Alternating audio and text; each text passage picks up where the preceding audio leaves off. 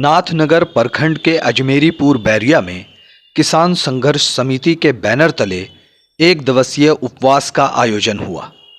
उपवास स्थल पर बड़ी संख्या में ग्रामीण ने पहुंचकर किसान संघर्ष को समर्थन दिया।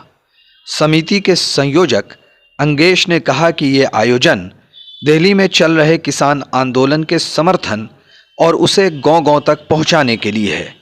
इस मौके पर उदय ने कहा कि अगर सरकार किसान को फायदा पहुंचाने की बात कर रही है तो स्वामीनाथन समिति की सिफारिशात लागू क्यों नहीं करती है।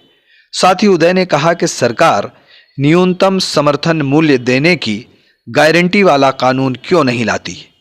आपको बताते चलें कि फार्म बिल के खिलाफ दिल्ली समेत मुल्क के कई हिस्सों में किसानों का प्रदर्शन लगातार जारी है।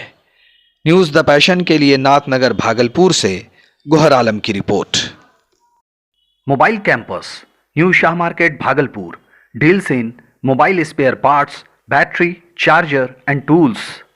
MJ electronics, Shah market Bhagalpur, deals in all types of electronic goods.